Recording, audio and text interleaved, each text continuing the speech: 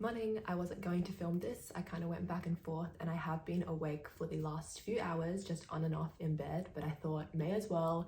It helps with productivity, it helps with loneliness, and especially when I have nothing to do in a day besides church, which is every Sunday, I thought I may as well just film and tell you guys what I do in a typical Sunday in my life. So usually I do cleaning on Sunday. I actually did clean on Friday night, so I won't have to do that today.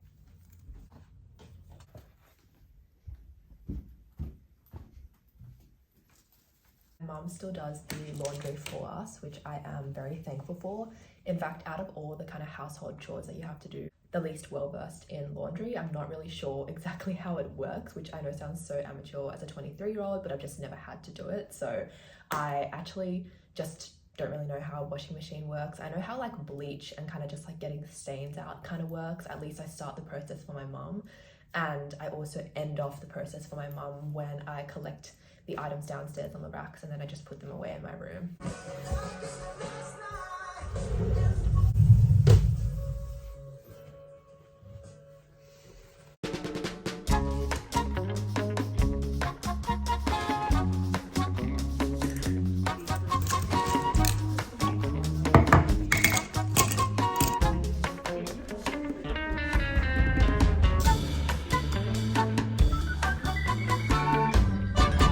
This band-aid on my head because when I'm taking off my makeup at night, I can't actually see into the mirror in front of me without contacts or glasses. So I was doing it a little aggressively because Bill and I were actually fighting as well. It was a mini fight.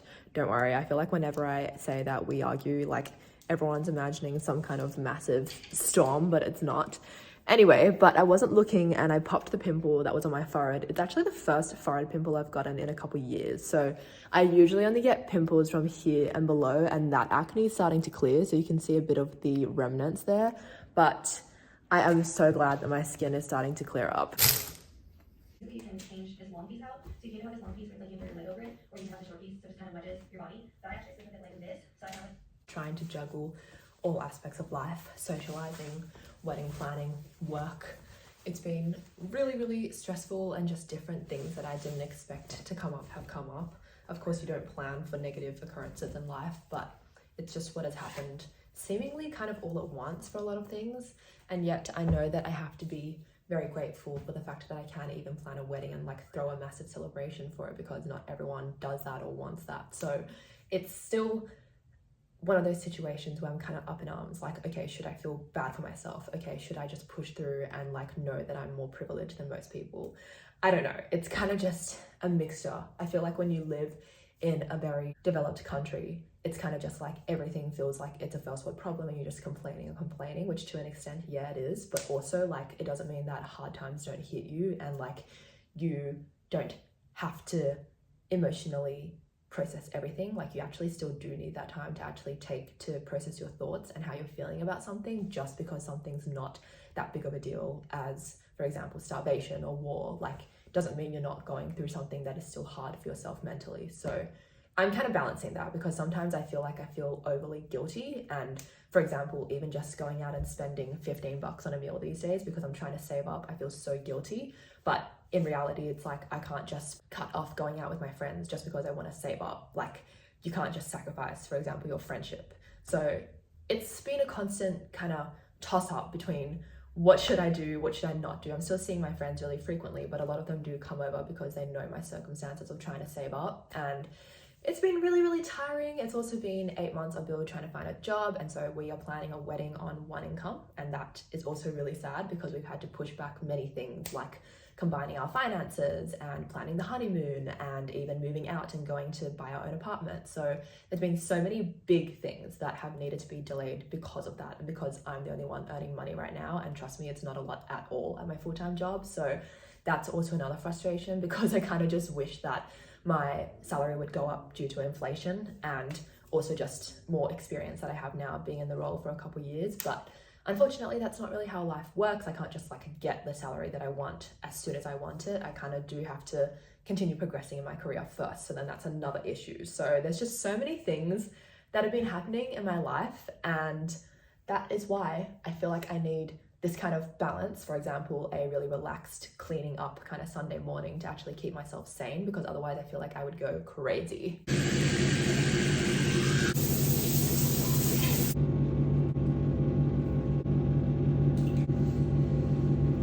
This is the outfit I wear when I'm at home, but not in bed. Like, I'm cleaning my hoodie, which is from JJ's, and also these sweatpants, which I got very randomly on Rottnest Island in Perth, because we had to do cycling that day and I was wearing a short skirt, so I had to go and buy something, but it had very boho expensive beach shops on that island, and this was the only one left of these pants. They were actually $50 and my dad had to pay for me because they were so expensive, and they came without the string that's meant to come through the little holes there. They were clearly just some kind of clearance thing. I don't even know if they were properly on sale, to be honest. Now that I finished my shower, I put my next outfit on my bathroom door. Then I take the next outfit that was on my mirror and I put this one onto my door instead. And that way it's kind of like a little factory line. I know people think I'm so crazy for doing this, but organization keeps my brain sane. So the next one on the rack goes into the mirror. For brunch, I'm going to have some spiral pasta and beef ragu leftovers. Bill's latest dish has included beef ragu. He goes through phases, so this whole year basically it's been Italian, so he's been really testing out, for example, Toddy's, which is a famous restaurant in Sydney, and trying to copy their dishes. While that's going off in the microwave, usually I will try and put away some of the dried dishes.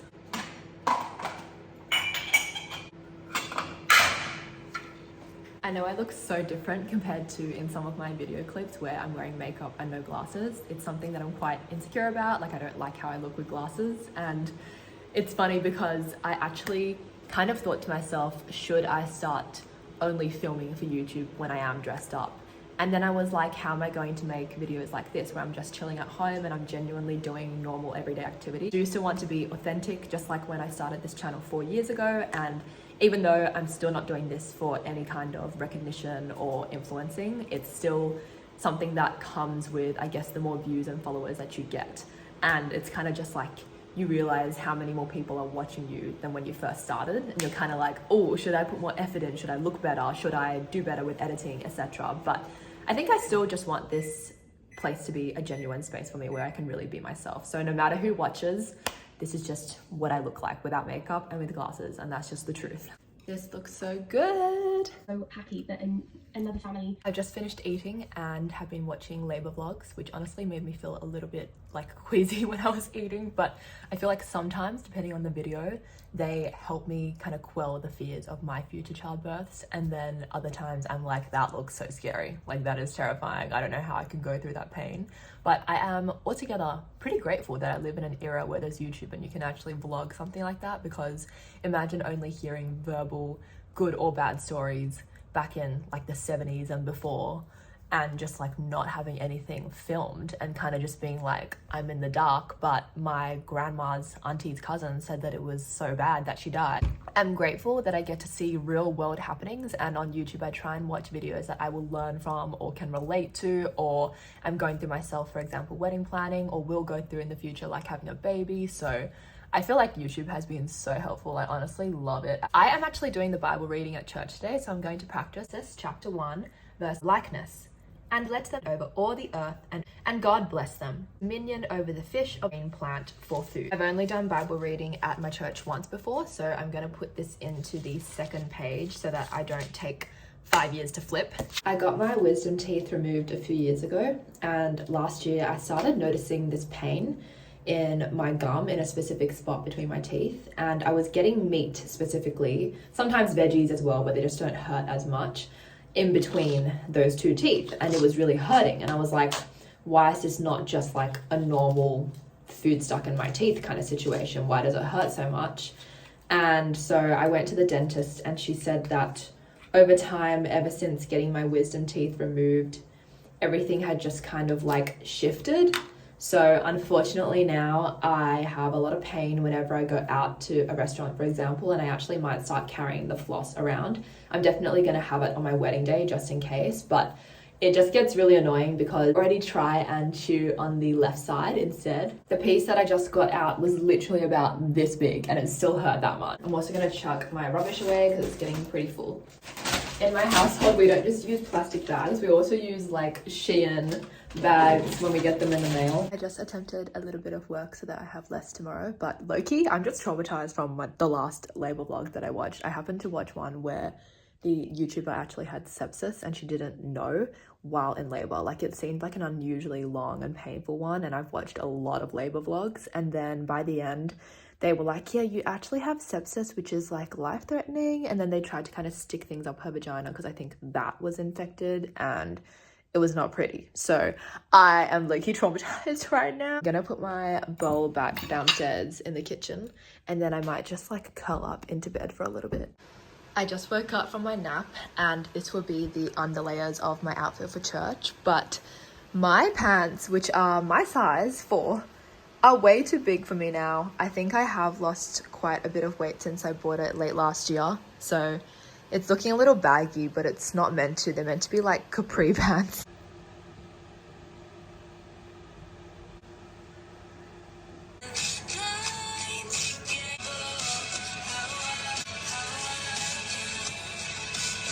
The days in 2015, never earned a blush. Excess and just brush toward my knees. Vogue makeup. These 3 little concealers. Vanish airbrush concealers. Very nice. I don't know which one. Put a dot. They all look very. Oh. On it. I'm in Vogue.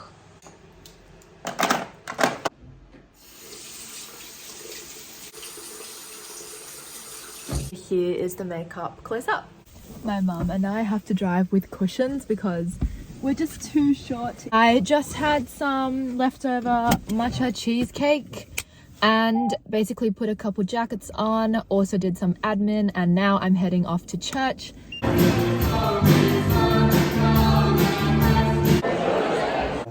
Bill bought our badminton rackets. We're doing badminton for the second time tomorrow, but Bill actually just came back from badminton. Mom is trying on her new church hoodie. I like it. You look good. It fits me really well. Do a spin. Nice. It says, Christ is King. Gather, grow, go. I remember. She's always good. She's always good. Doing admin.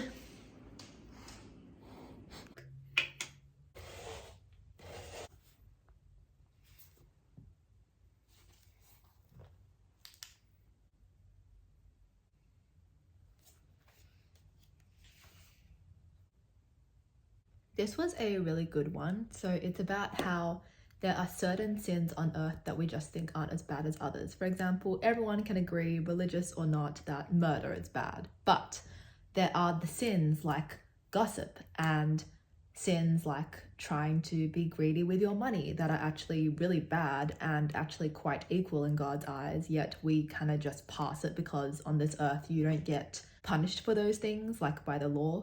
So even though there might be consequences, you don't really have that fear of I'm going to go to jail like you do for murder. So it was a really interesting book about just confronting all of the sins that we don't see as that important to tackle, but they actually are. And to God, every sin is actually equally as bad. And so we never really think about that in our everyday life. Like, let's say you just want to really talk badly about a colleague, but then you are kind of just like, I'm not Hitler. Like, what is the difference? Like, how is that the same? But in God's eyes, technically it is, just because he sees all of us as sinful beings who need Jesus. So it's really interesting trying to see it from God's lens. And it's just so hard to actually see it that way because you don't want to admit to yourself that you're as bad as the next person who's a murderer, but you actually are. Like, it's such a hard concept to grasp because you have that pride where you're just like, I live a normal life. Like, yeah, I make mistakes here and there, but I'm not actually that bad, but we are. And so this book was very specific with all the types of sins, even to the point of being judgmental about what other Christians believe, like if they go to different denominations and just being judgy about them. I honestly feel like I had been through all of them in different ways. And even though some of them I feel more strongly than others, I've literally struggled with every single sin on this list, which is really, really interesting, because if you actually asked me when I was younger, maybe around 18, I would have said that people struggle with specific sins and not many people struggle with every single sin the Bible lists. But honestly, I feel like I have or currently do struggle with all of them, which is really, really telling of just how much everyone on earth, especially myself, just needs a savior like Jesus. So I'm very glad that God sent his son down. But this was a very good read in case you're someone who's kind of just like, I feel like I need to be even more cleansed in my life. Like, yeah, I have Jesus. Yeah, I try and be a Christian, but also what are the little things and the nitty gritty that I should be getting rid of to become more like Jesus? I feel like that was a really good book for that. Massaging my mother to the camera. I'm dead. Have you ever been tickled? Mums are never Mum, ticklish. have you ever been tickled? Bill finally got the cloud working. Yeah. Now we can edit our friend's wedding video. No context. It's just... All my videos are random like this. Whoa! Nice. And you can look through all our stuff. Which we have nothing of right now anyway. Yeah, for now. But we can now use it as a little cloud for everyone. That's right. I'm gonna finish the video. Good night! Good night.